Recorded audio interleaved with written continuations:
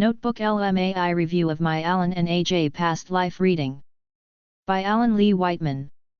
Here is a 28-minute AI review by Bob and Alice on a Zoom video call for a past life reading with Robert Blond on June 9, 2025. Robert details a relationship between prior incarnations of myself and AJay in China during the Sui dynasty, 600 AD, some 80 kilometers north of present-day Beijing. In that lifetime, AJay as Abing, male, and Alan as Yenchang, female, are married for a while until Abing goes into a depression cycle and leaves Yenchang. Abing sought his father's approval and blessing, but was instead rejected. The memory of this carries forward into the present day.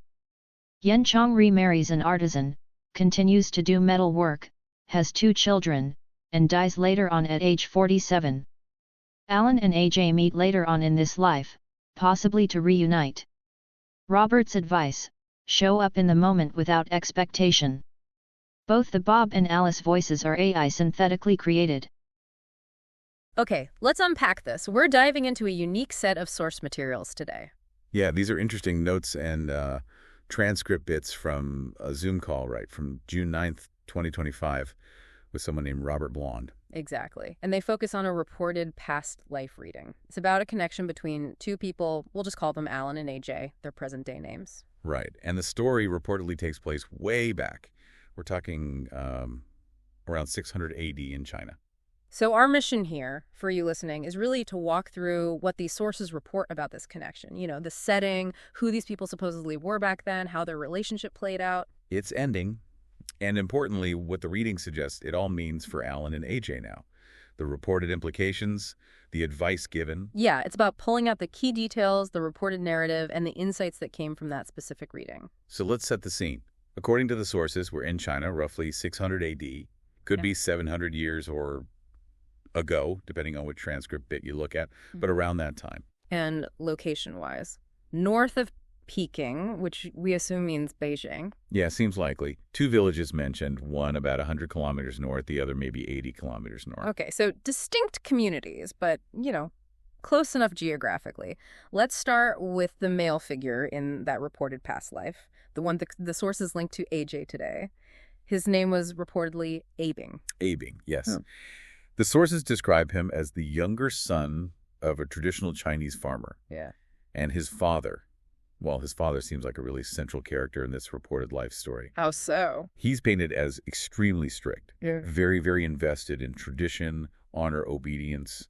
Those were like the pillars of his worldview, especially for the sons. And the sources even use words like controlling and manipulative, right? It sounds like he had this very rigid idea of the truth about living and expected everyone to just fall in line. Exactly. High expectations. Particularly for the males. But then you have the mother, who's described completely differently. Oh, yeah. Reportedly a very emotional person. Yeah. Could get, happy or sad at the drop of a feather. Apparently this caused some friction with the father, who was very disciplined, showed little emotion himself. That sounds like a difficult dynamic. It does. Though, interestingly, the mother reportedly had moments of intuitive insights. Not consistently, but occasionally. And Abing wasn't alone. Siblings. Right. Sources mentioned an older brother, an older sister, and then 2 younger sisters. So a decent-sized family navigating these strong parental energies. And the community itself, where he grew up. Small farming village, the one about 100 kilometers north. Life there was all about the farm work. Yeah. And the values mirrored the father's focused strength, being right, doing things the proper way through, again, obedience, discipline, and honor. That was Abing's world. The reading also touched on his early life, reportedly, and maybe why he chose that particular life. Yeah, it suggests he came in with some intuitive awareness. Childhood was apparently very much fun until, as the source says, his thinking mind began to take over as he got older. Okay, and his intention for that lifetime. The reported goal was about deepening self-awareness. Specifically, taking those concepts respect, discipline, honor that were so heavily pushed externally by his father and community and turning them inward. Ah, so like honoring one's own self, disciplining one's own self. Precisely. The aim was reportedly to come out of that life with more awareness and more internal direction, finding his own compass, essentially. But that sounds incredibly challenging given the father figure described. Extremely. The father reportedly wanted the perfect farmer son, someone who'd just be that ideal. And when things weren't done exactly right, Well, the discipline was emotional and reportedly harsh. The source says it was scary for young AJay. Wow. Not physical, but emotional discipline. Right. And this apparently created this massive drive in AJay to please his father.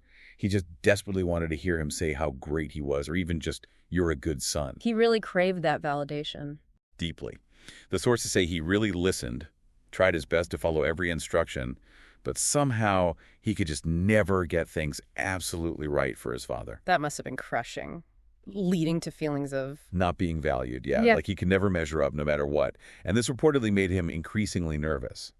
There's a note that AJay felt his dad liked the other kids better, but the reading clarifies that from a soul view, the father's demands for honor were pretty equal across the board. And the mother's role in this? Did she help? She reportedly tried in her own way, encouraged him not to be trying so hard, saw the stress it caused. She apparently made some intuitive attempts to help him find some inner peace, So a bit of a counterbalance, maybe. A subtle one. And it was this combination, the mother's encouragement, his own intense frustration, and this growing feeling that he just couldn't please his father within that farming life, that reportedly made him start looking elsewhere. Thinking about leaving. Yeah, considering possibilities outside the village. He started gathering info about other places, other ways to live, and eventually he decided to leave his blood family. Did he just walk out? The sources suggest it wasn't necessarily this big dramatic scene with everyone. It sounds like maybe some family members were even excited for him, saw it as a chance to learn new skills elsewhere. So perhaps more like leaving to find work or an apprenticeship. Okay, so a really complex situation for AJay. Driven by this need for self-discovery, but so heavily influenced by that difficult father relationship. Let's switch now to the female figure, reportedly Alan in the present. Her name was Yan Chang. Yan Chang, yes. And her reported background is quite different. She was the younger daughter of a metal worker. A metal worker? What kind of work? The sources say things like bending metals, shaping metals, practical stuff like for carts and so forth, but sometimes maybe even types of armor. Her family lived in that other village, the one about 80 kilometers north of Peking, slightly larger community than Evans. And her father. What was his reported motivation? His main thing was reportedly being the provider. And interestingly, the sources mentioned he really wanted constant appreciation for it, like needed acknowledgement for his hard work and sacrifices, described as the bent of this one's ego. So another strong father figure, but maybe driven differently than Abing's dad. Seems so. And Yan Chang's family structure was different too. 4 older brothers, no sisters. She was the youngest, surrounded by strong male energy, as the source puts it. And her mother. Her mother reportedly had this interest in Buddhism, came from a Buddhist lineage, parents were practitioners. So she knew about basic practices, staying present, non-judgment, non-attachment to desire. Did she practice it well? Well, the reading is quite candid. It says, despite knowing these things, the mother had her own struggles around this as well. Suggests it's easier said than done, you know? Always is. So what about Yan Chang's own reported intentions for that lifetime? Hers are fascinating. It was reportedly about blending things, taking the practical stuff from her father's craft, the skill, the how to bend things, his creative way of working physically. Okay. And combining that with developing her own intuitive, inventive part. Like intuition manifesting through sensing things. So merging the physical craft with inner knowing. Exactly.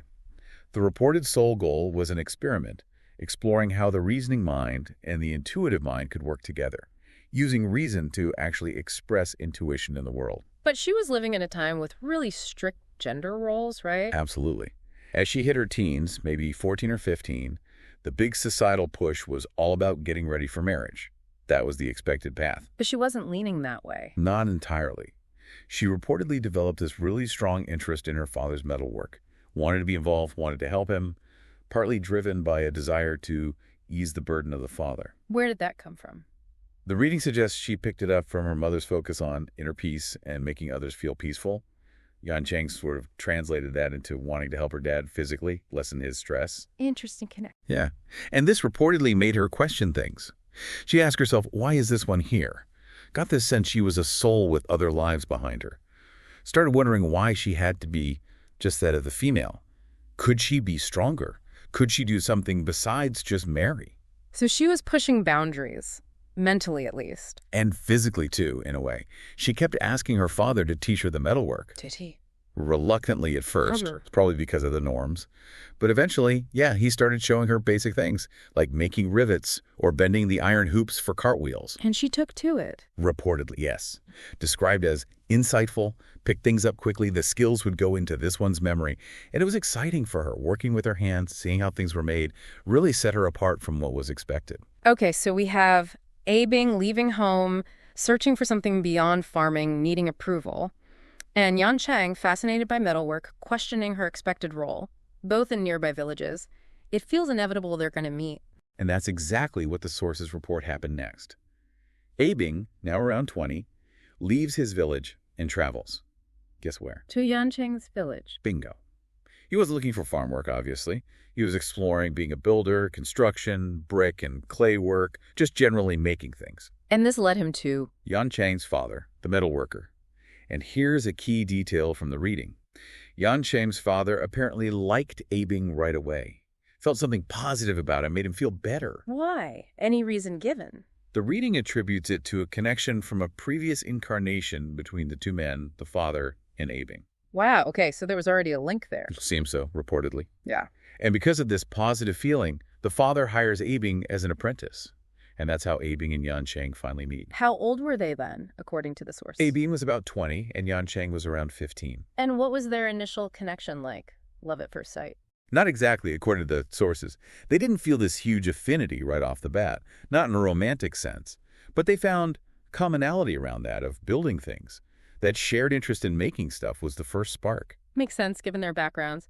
And Yancheng's perspective, she's 15, marriage is expected. Right. So seeing AJay, this guy learning her father's craft, might have seemed like, well, a potential path. Maybe she could marry him, and he could teach her the deeper metalworking skills her father wasn't sharing directly. I mean, father wanted to be the sole provider, get all the credit. Ah, so AJay could be her route to learning more. And AJay's motivation, was he just focused on the craft? He was definitely excited about learning a new skill, but the sources say his drive was still tied back to his own father. His plan was reportedly get really good at metalwork, make valuable things, create wealth, then go back home and finally get his father's approval. Finally hear, you're a good son. That was still the underlying goal. Still chasing that validation. Yeah. But despite these maybe more practical motivations initially, an attraction did develop between them. Beyond just liking the same activities. Yes. The sources describe it as more than just physical. There was a feeling that something more important needed to happen, a learning. Suggests a deeper, maybe soul-level purpose behind their connection. And this led to marriage? It did, reportedly, in that lifetime. But they were somewhat poor initially. Couldn't afford their own place right away. So where did they live? They actually lived in the same household with Yancheng's family, her father, mother, and reportedly some of her older brothers were still there too. Which, as the sources note, created a little bit of chaos as well. Chaos, how? Well, part of it was apparently jealousy from Yancheng's older brothers. They felt cheated because their dad hadn't taught them the detailed skills, and now here comes this outsider, AJay, getting all that knowledge. I can see how that would cause tension. Definitely. The sources even mentioned that most of the brothers were starting to leave home around then anyway, precisely because they weren't getting the skills from their father to carry on the trade. So, within this somewhat chaotic household, what was the marriage itself like? The sources mention the exploration of being physical, sure, but they really emphasize that the main ingredient, the core of their connection, was the shared learning and practice of metalwork. Did Yancheng get to learn too, then? Yes. Apparently, her father didn't mind teaching his daughter alongside a son-in-law. Maybe it seemed okay now that she was married to the apprentice, so Yancheng got to do this kind of craft as well, working alongside AJay. And how did that feel for her? Reportedly, very, very fulfilling. It aligned perfectly with that earlier desire she had to learn the trade. So their bond really solidified around this shared creative work. Sounds like a potentially really positive setup, despite the family chaos. And for a while, it seems it really was. AJay, especially, just blossomed. He got very good at the metalwork, really excelled. Better than the father-in-law. Reportedly, yes. Becoming better than that of the father. He started creating ornamentation. Much, much better and much more detailed. Really skillful stuff. Did that lead to other opportunities? It did. His work got noticed, and he was hired by someone connected to a local kingdom to make fancy ornamentations and also armor for soldiers. So they became successful. Successful enough that, after about 5 years of marriage, they could finally afford their own household. They moved out of Yan Chang's family home. A big step. Any mention of children? Yes, the sources specifically state they had no children during this time or after, reportedly due to some physical way it would not work out for them in that life. Okay, so they've got their own place. Abing's mastering his craft, finding success. This sounds like a high point. It seems like it was, but it also set the stage for, well, a major turning point. A really pivotal moment, especially for Abing. What happened? They decided to go back and visit Abing's father. Ah, the big return. Exactly. They went together, husband and wife, back to Abing's home village. And Abing reportedly brought samples of his best work, the detailed ornamentations, maybe pieces of armor, whatever he was most proud of. Laid them all out for his father. Hoping this would finally be it, the moment of approval. That was absolutely the reported intention. To show his success, his skill in this valuable trade, and finally hear those words he'd craved his whole life. You were a good son. He felt he'd earned it, you know. But did you get it? No, just the opposite. The sources describe a brutal rejection.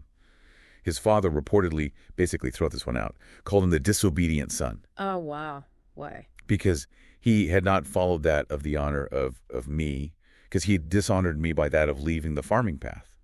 The father reportedly said, point blank, I don't care what you have, it doesn't mean anything. Devastating, absolutely devastating. A complete shock for Abing, getting the polar opposite of what he expected, what he'd built himself up for. He reportedly felt like he was crawling back with his tail between this one's legs, a huge sense of unaccomplishment. And he took it personally, despite his actual success. Totally personally. He interpreted his father's words to mean his work wasn't good, that he wasn't good enough, fundamentally, regardless of what anyone else thought or how skilled he actually was. That rejection just cut right through everything. It seemed so. And the fallout was immediate when they got back to their own home. The sources say, right after that visit, confrontations begin to occur between Abing and Yan Chang. What kind of confrontations? Well, Yan Chang reportedly tried to help him see it differently, tried to tell him, it was just that of the father, just his rigid view. It didn't mean Abing himself is not any good anymore. She was trying to validate him, separate his worth from his father's judgment. But he couldn't hear it. Reportedly, no. Could not hear her. He was just overwhelmed by emotion. And the sources say he hated feeling that way. It wasn't how he thought a male was supposed to be, probably based on his upbringing. So he shut down. Worse, he reportedly started to fragment within this one self, like internally broke apart, fell into what the sources called depression. And this affected his work, the metal work that had been so important. Massively. His skill reportedly started to slide, began not to be as good. He couldn't pay attention to detail anymore, which is crucial for that kind of craft. So what happened? He was basically fired. His work became inferior to what he used to produce. And of course, this just hammered home that feeling of being inferior that the father's rejection had triggered. A downward spiral. Completely. And as his emotional state tanked and the work fell apart, communication between him and Yan Chang reportedly started to break down. That shared purpose, the creativity that brought them together, it just went by that of the wayside. Did Yan Chang try to salvage the work side of things? There's a mention that she offered to take over, saying, this one knows how to do it. She had the skills too, remember. How did Abing react to that? It reportedly just embarrassed that of the male more. Probably deepened his feeling of inadequacy. This sounds unsustainable. It was. The sources state quite simply, finally that of the male left. Abing walked away from the marriage from Yan Chang, reportedly traveled far off to that of the South areas. Wow. So the relationship that was built on creativity, that achieved success, just couldn't withstand the weight of that unresolved father wound. That's what the sources strongly suggest. The rejection broke something fundamental in Abing, and the relationship became collateral damage. So what happened to them afterwards? Did the sources follow their separate paths? Let's start with Yan Chang. What did she do after he left? She reportedly went back to her family's home, understandably feeling devastated by the breakup, but she didn't go back empty-handed. She still had the metalworking skills. Exactly. She took that skill away with her. And her father, though apparently disappointed Abing had gone, started letting her help him again with the metalwork. The reading suggests maybe because he'd already allowed it when Abing was there, the precedent was set. So she could still practice the craft. Yes, and this was reportedly significant for her. Even with the relationship loss, she felt she'd developed something that made her more than that of just a female that's supposed to get married. She had a tangible skill, an identity beyond just wife. Did she stay single? No. The sources say she remarried, inevitably perhaps, given the times. Around age 23, her second husband is described as more of an artisan. Different from Abing's focus. Yeah, it's like it. Maybe a different kind of creative connection. This second marriage reportedly had more of a commonality, a different purpose, and it actually worked out better for her in the long run. And children this time. Yes. With the second husband, she reportedly had 2 children, 1 male, 1 female. So she found a different kind of stability, it seems. How did her life end, according to the reading? She reportedly passed away around age 47. The sources referring to her as Yin Chang at this point, maybe a typo or variation, attribute her death to lung issues. From the metalwork. Yeah, reportedly from being around metalwork so much and that of the smoke. It apparently hurt that of the lungs over time. And just to confirm, she and Abing never reconnected in that life. The sources are clear on that. They did not to connect with each other again in that particular lifetime. Yeah. Their paths split for good after he left. Okay. Now, what about Abing? What happened to him after he went south? His past sounds much harder. He reportedly got odd jobs here and there, sometimes helped with metalwork, so he didn't completely lose the skill. But did he regain his former success? No. The sources emphasize he never reached that of the same height he'd achieved when he was with Yan Chang. That confrontation with his father, it reportedly just threw this one in, that of a low self-esteem spent, like a long period of really low self-worth that shattered him for the rest of that life. Did he ever marry again? Reportedly, no. He felt marriage was too much of a problem. Perhaps scarred by how the first one ended, carried this sense of being a big disappointment. How did his life reportedly end? He passed away around age 60, reportedly due to difficulties within that of the stomach. And the reading linked that to? Directly to his emotional state. All the unresolved fear, worry, rejection, a low self-esteem, that this one is not good enough, that kept eating away at this one. His physical body, the sources say, finally responded to that constant internal stress. He was known as Abing throughout. So a tragic arc for him, really. Never fully recovering from that rejection. It's quite a story, these two lives intersecting, sharing creativity, achieving something, only to have it fractured by this deep-seated emotional issue, leading to very different outcomes for the rest of that reported lifetime. Absolutely. Which, of course, brings us right up to the present day. What does this reported past life connection mean for Alan and AJay now? The sources highlight a few key things. First, the detail that they are in opposite forms now. Meaning their genders are swapped from that past life, right? Alan, who was reportedly Yan Chang, female, is male now. And AJay, who's reportedly Abing, male, is female now. Exactly. But despite that swap, there's still this reported core connection around creativity. Yeah, a sense of commonality around that, of creativity. Not metalwork anymore, obviously, but something that's created within the present time.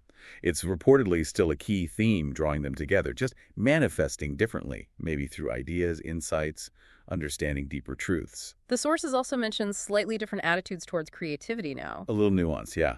Alan, reportedly Yan Chang in the past, is said to have a great interest in creativity, but maybe less interest in the practical, mundane aspects of life. More focused on the creative spark itself. Okay. And AJay, reportedly Abing. For AJay, creativity is reportedly part of her memory, something that feels like it's supposed to be birthed from her, like an innate drive she needs to express. Interesting. But it's not all smooth sailing, is it? The reading talks about emotional residue carrying over. Definitely. There's a reported sense of gratitude, maybe tied to Yan Chang's past opportunity to learn the craft thanks to Abing's arrival. A positive echo. But also apprehension. A big one. A place of apprehension, described as a fear of rejection itself. And also a questioning of longevity, like, will this connection or will creative projects last? This comes from that past life mix of intense attraction followed by painful rejection. It reportedly creates a kind of underlying wariness. And it affects them differently now, based on who they were. Reportedly, yes. For Alan, past Yan Chang, the sources say he carries the memory of being really hurt within that lifetime when the husband left. Abing leaving due to his low self-esteem caused her great remorse. So that past hurt makes him A bit apprehensive around that one, meaning around AJay in the present. Yeah. There's an emotional memory of being abandoned, essentially. And for AJay, past Abing, what's her reported apprehension? Hers is described as an apprehension of reconnection, especially at more subtle levels. A fear that This one isn't going to be able to show up and do it right. It echoes Abing's feeling of inadequacy after his father's rejection and losing his skill. So it's not the relationship itself that was the core issue back then. The reading clarifies that. It wasn't Yan Chang, it was Abing's attachment to that of the words the father never said. That unmet need for approval was the root. So now AJay, with her own present-day relationship experiences, reportedly feels skeptical about her own ability to create something healthy, whether it's a relationship or any other creation. That past doubt lingers. Wow, it's like these old emotional patterns are casting long shadows, creating specific anxieties and dynamics between them today. That's exactly what the sources seem to suggest, which leads directly into the advice given. How are they supposed to navigate this in the present? The main thing seems to be understanding why they feel these things, recognizing that the apprehension, the skepticism, it's rooted in that past memory. Right. The feelings are real now, but the sources emphasize they have really nothing to do within that of present time, fundamentally. The trigger might be present, but the source of the pattern is reportedly historical. And they're not doomed to repeat it. Absolutely not. The sources stress that they still have different personalities within that of the present time to rearrange and work things in the way that these ones want. They have agency now. So what's the core recommendation, the action they should take? It's actually very simple, but maybe profound.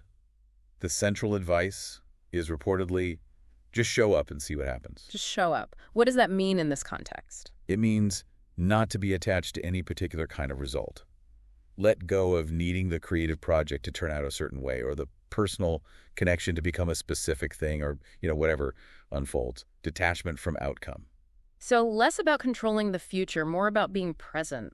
Exactly. Yeah. Try to show up as full as these ones can be. Bring your authentic self, your energy, your creativity to the moment, and then just see what happens. Engage in the experiencing without layering expectations onto it. Even though those past memories and feelings might be there? Yes. The sources acknowledge the intuitive memory, but remind them that it's their thinking minds that are in charge of the experiencing now. How they choose to think about and respond to those feelings in the present is what matters. They can choose a different response than their past selves did. It also mentions developing safety and appreciation. Yeah, the need for the development of safety, perhaps feeling safe within themselves to be authentic and safe in the interaction, and also development of appreciation of what is, while it is there, really valuing the present moment, the present connection for what it is without the filter of past fear. And the reassurance that there's no danger this time. Right, a sense that despite the echoes of past trauma, the current situation itself isn't inherently threatening in the same way. They can navigate it differently. It's a powerful message, really. Acknowledge the past, understand its echoes, but live and create from the present with authenticity and non-attachment. It really is. This whole deep dive into the sources paints such a vivid picture. From 600 AD China, the families, the individual struggles, the creative spark that brought them together. The success, the devastating impact of that unresolved father wounds, the separation, and how those reported experiences reverberated through the rest of those lives. Yeah, themes of validation, societal pressure, the absolute joy and connection in shared creation, but also the destructive power of unprocessed emotional pain. And how it all reportedly leaves these subtle, or maybe not so subtle, traces in the present. And that core advice coming out of it all. Yeah.